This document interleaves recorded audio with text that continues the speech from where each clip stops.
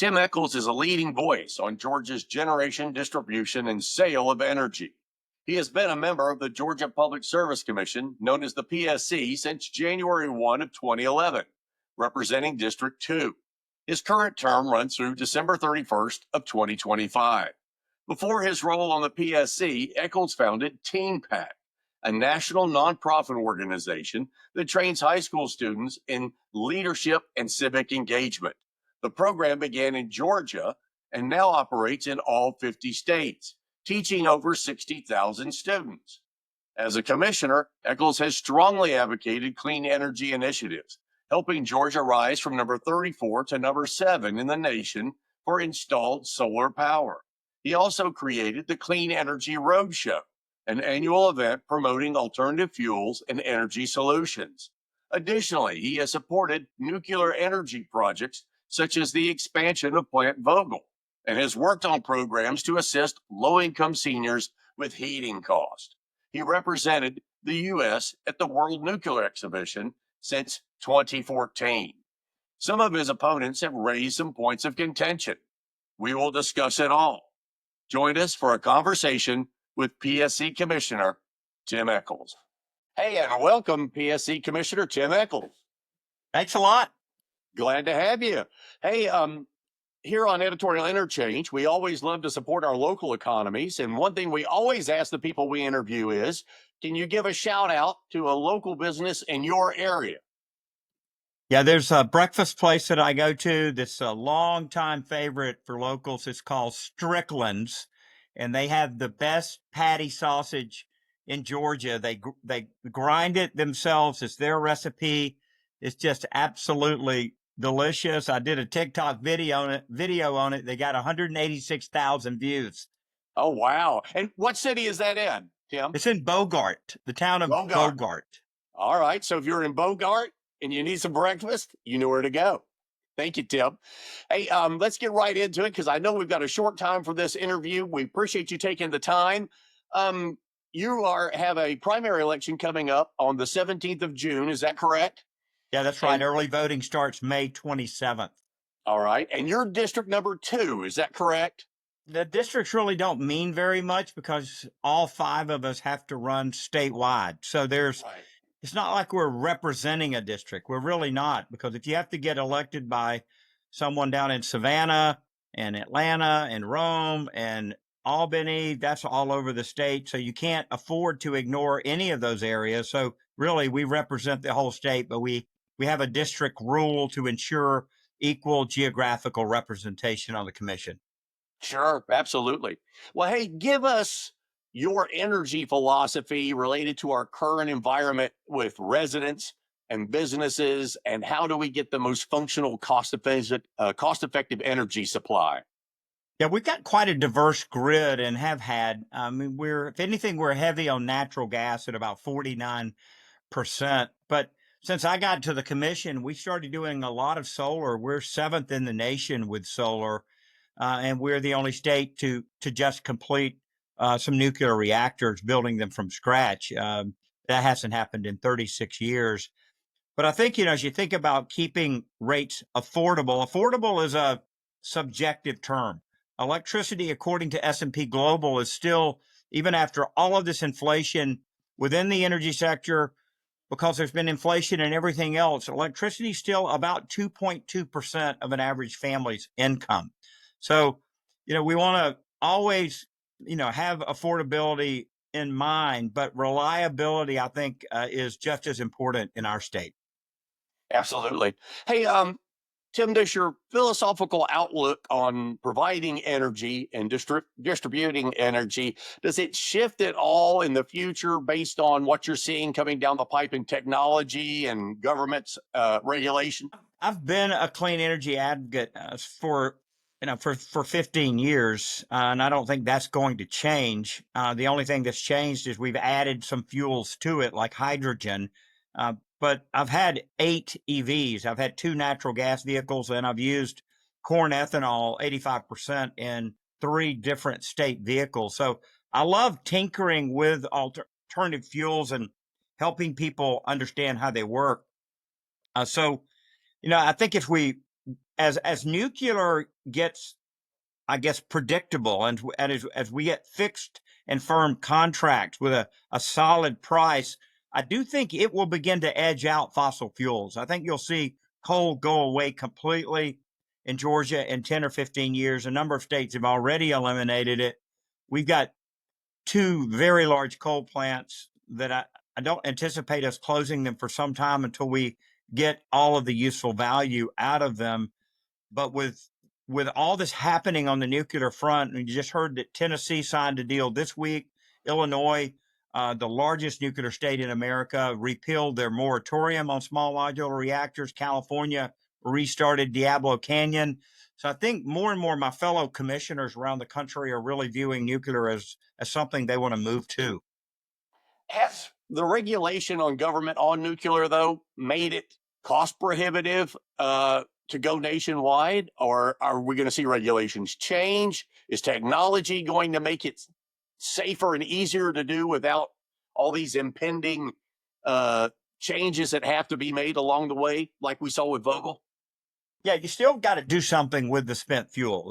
That's just sitting on the backside of all of these plants across America. Is the plants that have closed, it just, those states are just livid that they're having just to pay to babysit the spent fuel, because that's what's happening. There's nothing else left on the site except the spent fuel. They can't move it. But I really think the smaller reactors, they're less accident prone, they're less water intensive. The emergency zone around them is not 10 miles, it's 1 mile. So there's a lot to be said about that.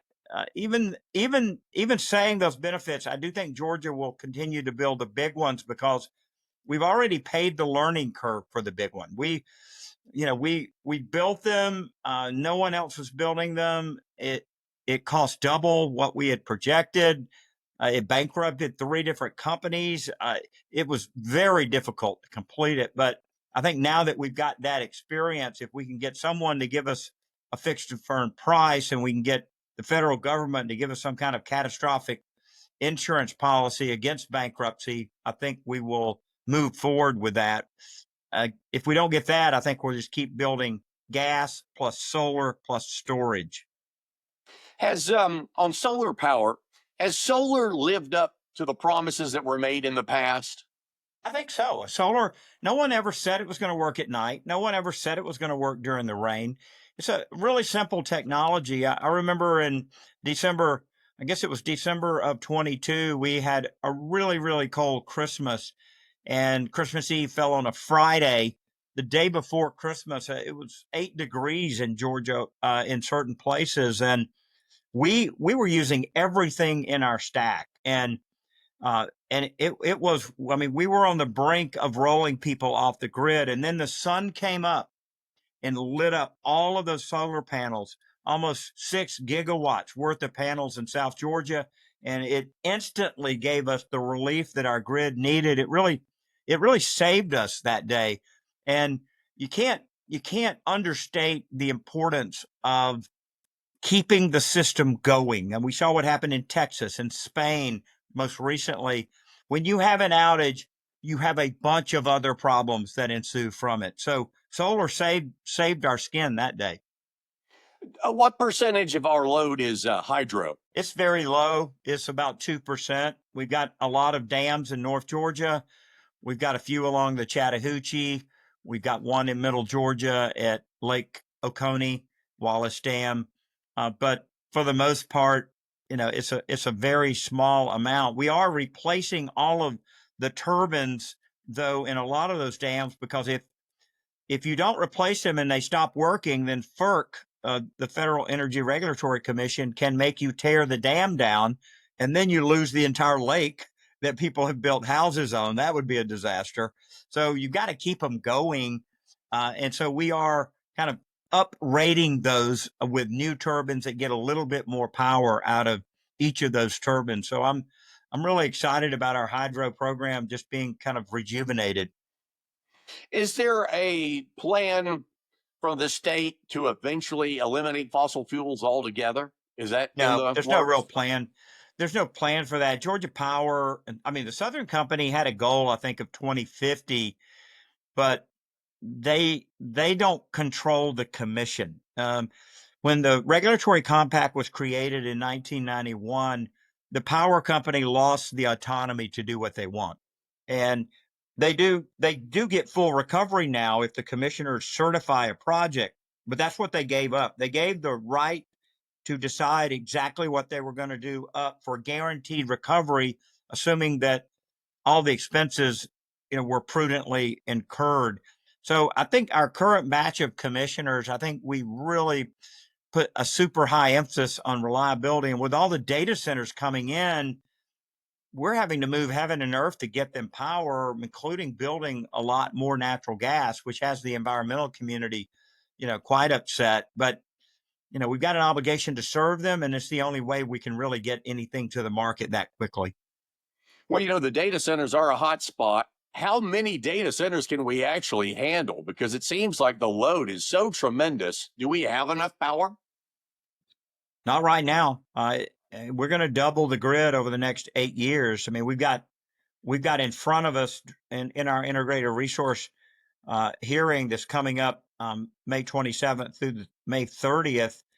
We've got in front of us a lot of additional power to approve, but we're still going through the hoops on that. We will vote in July, and once we vote on that, they'll get to work on building all of that, and that includes a very large all-source RFP that I think gas will probably win a lot of, and solar plus storage will win the rest of it. Does the state have the power to cease a project or just put it on ice for a while if we don't have what we believe is sufficient power The to commission build a new does. center? The Okay. state doesn't. That's why we elect commissioners, because these commissioners in Georgia, we have a lot of power, relatively speaking, and we have the authority over the regulated companies, Georgia Power, Atlanta Gas Light, all the small phone companies. So, I mean, even in the case with Plant Vogtle in 2017, we had a go no go vote in 2017, where had we voted no, that project would have been canceled right then and there. So we do have the authority to shut things down immediately. But it's not something that I can remember us doing. I mean, once we're so thoughtful and include so many people, interveners, collaborators, that once we start down a road, we normally don't change our minds on things.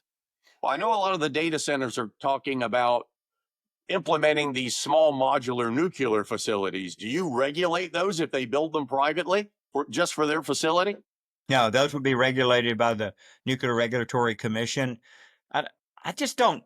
I mean, I've talked to Microsoft and Google about this. I just don't see them doing it on their own. I think what they really want is some kind of utility partnership on that, and that's something I'm very interested in. If we could work together with one of these tech companies, let them pay the incremental cost of the nuclear reactor for the power they want. That would be the generation of it and the transmission of it. And then we'll take the rest of it and put it on the grid for everybody else. So I think that partnership, especially if we had a letter of credit from them, or they were helping to pay up front for that, or even pay the interest up front, I think there's a deal that could be worked out where we do either large or small reactors with data centers paying the incremental cost behind it. Is there any way to build more efficiency into our system to actually bring utility costs down at all? Or are we pretty much at a rate that we're going to stay and it would only go up from here? No, I really do think we have room for what's called virtual power plants. So, for example, my thermostat over there, if I was on the Georgia Power thermostat program, I'm a member of Jackson EMC, but if I was on that, then I could be in the Georgia Power program. We've got 50,000 people in this program. Georgia Power would send me a note. It wouldn't be for a Saturday or Sunday, but let's just say it was going to be really hot next Tuesday. They would send me a text and say there's going to be an event at 4:15 on Tuesday. Um, do you need to opt out? And you get a certain number of opt outs per year. Um, and If you're not opting out, then the algorithm at the power company is going to take that smart thermostat. It's going to pre-cool my house for 15 minutes, which will drop it 1 degree, whether I'm here or not. It takes control of my thermostat, lowers it 1 degree, and then at 4:15 on Tuesday, it turns the air condition off for 15 minutes. And because 50,000 air conditions are being turned off at 4:15 p.m., they're picking up about 32 megawatts of virtual power. I love that. And now we're going to do that with companies like Publix and Target and Walmart. We've got a commercial version of that program. Does the event of these solar farms displacing agricultural land in the state, is that a potential problem? It is a problem right now. I think it's more of a perception, but we've got, and I just came from Donaldsonville, Georgia, which is in the very southwest corner of Georgia. And I think the misunderstanding for a lot of folks out in row crop land is that all the solar that we've done thus far, it's really taken the low hanging fruit in terms of the best land for solar. And what's the best land for solar? It's the land in immediate proximity to a substation. And so the further you go out from the substation, the less desirable the land. And so you may have a county down there like Colquitt County or Mitchell County in deep southwest Georgia. They see a lot of big arrays and they're going, oh no, it's taking over my county. If we don't stop it, it's just going to keep going. Well, that's not true. It's not going to keep going because the best land is gone. Now they're going to move to another county with another substation. So I think that it is the rural part of the state that's really pushing back right now. But frankly, that's where 90%, maybe 95% of our big solar is. It's down there where land is cheap, flat, and close to substations. China just opened up their first thorium reactor. They got it using U.S. technology from the 60s. We apparently regulated ourselves out of thorium because we were looking for a nuclear bomb, and thorium is less of a explosive material than plutonium. So, are we looking at thorium at all for the United States? Because I've heard it's much more plentiful, it's much more safer. Yeah, the Idaho National Lab, they're experimenting with all kind of stuff. I was out there looking at all the different type of reactors they have. They're developing the Pele reactor for the military, the micro reactor that the Army's going to be using.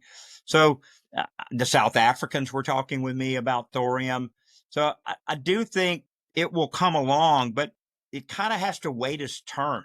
These shiny objects, you can't have all the shiny objects show up at one time. There's not enough capital to invest in all of them and get them all to market. What you have to have is you have to have a buyer. You have to have a utility, Duke, Dominion, someone that SoCal Edison, someone that's going to buy the reactor. And so if there's, if all of a sudden, the DOE said, we love thorium, we're going to do a special incentive on it. We're going to have a 50% investment tax credit, and we're going to give you production tax credits for the life of the reactor. We'd all be scrambling for thorium, but there is no such incentive. And so, for me as a regulator, I'm looking, I go, okay, we've built 2 AP1000s. We've got a parts yard full of stuff for them. We've got the institutional knowledge. Why would I want to build anything else? Why do I want to go and be a guinea pig for another technology?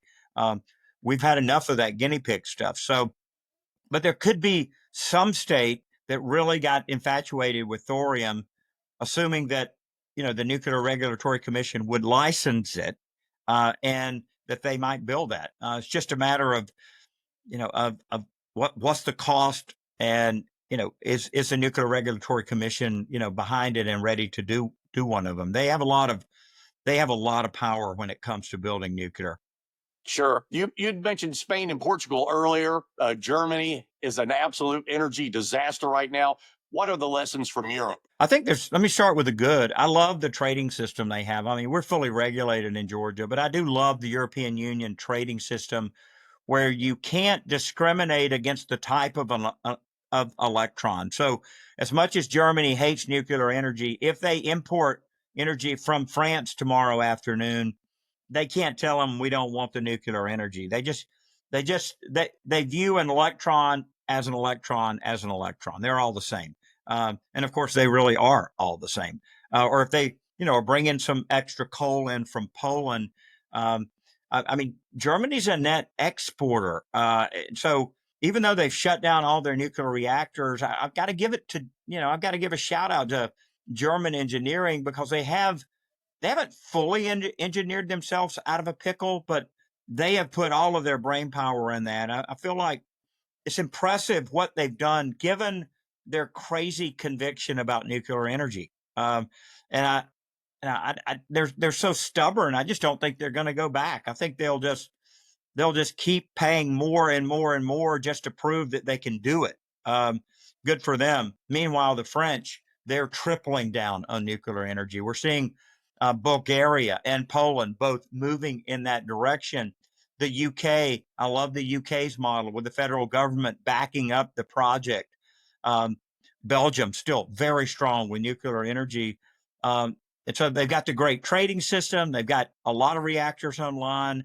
I don't think that the European situation is as bad as Germany in and of itself. And of course, Germany has no shame that they use that, quote, brown coal that they use.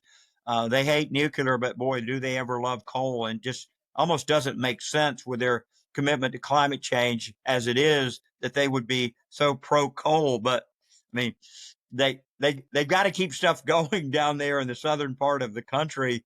They've got a lot of car manufacturing, chemical. They've got to have the power down in southern Germany. I know they're losing a lot of industry because they're worried about, the potential of losing the electrical generation. So back to the United States.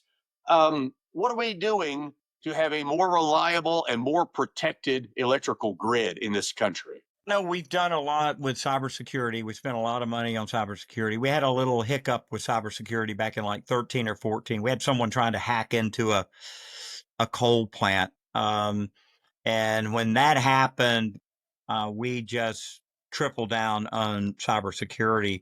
So you've got that piece of it. A lot of the concern that people have has to do with the waste, the nuclear waste, the coal ash. Now, what are we going to do with all of this? And that's certainly something we can't just keep kicking down the road. I know that the cement business, they like fly ash and remediated bottom ash. It can go into concrete at about 8%. And there's actually a chemical reaction that happens that increases the adhesiveness of concrete. And you take all that's going on with our roads, they're always going to need to be repaired, replaced. Vogtle has enough concrete to run a sidewalk from Atlanta to Seattle. It's hard to believe that distance, that you could have that much material under the ground.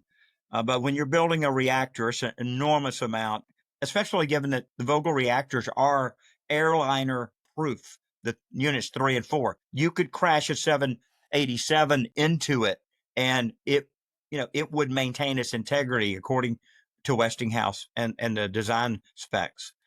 So, there are other more, I guess, technological concerns. We had a concern for a little while that, hey, what if these batteries that we're putting in that have these controllers, what if they were Chinese controllers? Could they just overheat our batteries? Could they just, shut them down? And so we created a little rule that said if you're building storage, with solar or without in Georgia, you can't have a controller that's made in Venezuela, Iran, Iraq, China, and a whole bunch of other countries that are suspect. So, unfortunately, too often there is some kind of accident or disaster that then causes everybody to fix it. So I hope that we're out ahead of it on at least the hacking part of it. Well, let me, because we're almost out of time, let me raise a couple of issues that your opponents have raised in this election coming up here. They were talking about the PSC elections were delayed, and they said it was delayed to allow a significant utility rate increase. I'll let you address that. I heard that one. The elections were delayed because plaintiffs sued the state of Georgia because of the at-large nature of the PSC races, and then it was appealed. They won. Then it was appealed to the 11th Circuit and then to the Supreme Court. So the delay in elections itself, I mean, the state was just responding. I mean, this group of 4 or 5 African Americans who sued, it's on them, the delay. And collectively, they gave Republicans 12 more years after the terms were reset and stretched out. And then just recently, we're considering this rate freeze, and that may be what you're referencing. A rate freeze was announced this week, and everybody's going, "Oh, this is sure convenient for Tim Echols. He's not going to have to vote on a rate case." Well, yeah, but I mean, I've been asking the utility to look. You're tone deaf if you come to us and ask for anything else. I mean, I'm not out advertising that, but I've told the utility that at the very highest level of the Southern Company, and said, look, we cannot do another rate increase. Yeah, we came out of the pandemic. You were overdue. We finished Vogel. That had to go into rates. The Ukrainian war caused a natural gas spike. Yeah, by rule, we have to collect if we have overdrawn that account. But in terms of scheming and plotting and all of that, I mean, people are welcome to their own opinion. But I mean, the public service commissions, not only in Georgia but everywhere else, they're pretty systematic. They're on a schedule. They're operating, based on longstanding rules and traditions, and we're no different. There was one other one. There were some allegations that you had deleted some text messages with Georgia Power officials, and somehow that was a violation of the open records law. You want to respond to that? We never received any training on, how to handle social media or anything else, including blocking people. And I ran afoul of the rule on that too. I mean, when employees start a new job, they should get some kind of orientation on what to do. And I think in looking at Georgia law, the onus is really on each individual agency to hold all text messages, all emails in perpetuity so that anyone that needs it can get it. It's not on the individual. The obligation is for the agency to hold it. So they should be taking every text message and uploading it to our server and holding it. And I think I had my phone set on deleting them after 30 days or something like that. And in conferring with the Attorney General, he said, no, you got to leave it on forever. Don't ever delete them, and don't ever block anybody. And so, nothing really malicious there. I think it's just a lesson learned, and I'm pretty transparent. I mean, I'm out there on social media, every single platform. I'm responding to questions. I'm going into the lion's den of people that disagree with me, and talking with them. I don't have any interest in hiding anything from anybody. I'm extremely forthright in terms of what I believe and how, the questions I ask myself, I put them on the website so people can see the kind of commissioner I am. And if people aren't happy with me as an evangelical, as a pro-life guy with 7 kids, married 41 years, running a national youth ministry, if they don't like that about me anymore, they can, in Georgia, they can send me home, and I can be done, and I can go and do something else. But God willing, as long as the majority of Georgia ratepayers feel like, we like that character, we like those values, we want Echols to stay in there, we appreciate his work ethic and how he's gone over and above to grow solar and batteries and stretch our state. If they want all of that, then they'll keep me. So I'm pretty loosey goosey about whether I stay or go. But nothing nefarious happening, as far as I'm concerned, on the aforementioned stuff.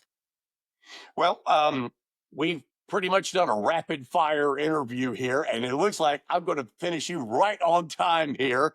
We said 30 minutes, and I think we're going to hit it on the nose, but I'm going to give you the opportunity because we've covered a lot of subjects. Is there anything that we have not covered that you'd like to tell the viewers?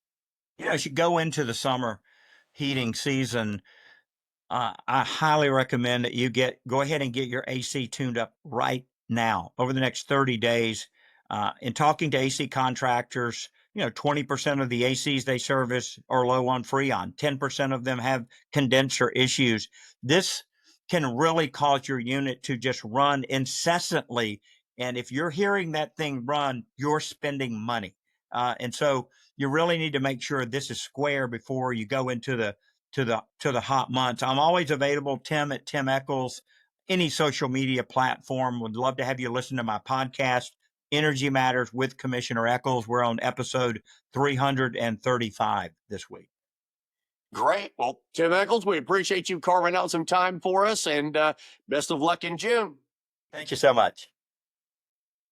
Hey, I hope you enjoyed that rapid fire interview with Public Service Commissioner Tim Echols. He gave some great information related to what's going on with the PSC, and the election for the primary is June 17, with early voting starting prior to that. So if you're in the state and you need to vote on that, please, very important election. If you would too, we would really appreciate it if you would like and subscribe and share with your friends all of our content. That's what makes the channel go. Let us know who we should be interviewing. We have a wide range of people we're willing to interview. Let us know. Go to editorialinterchange.net and send us a message through the website. We'd love to hear from you. Also, too, we're the only podcast that will allow you, the viewer, to do a 3-minute issue-oriented video clip, short clip.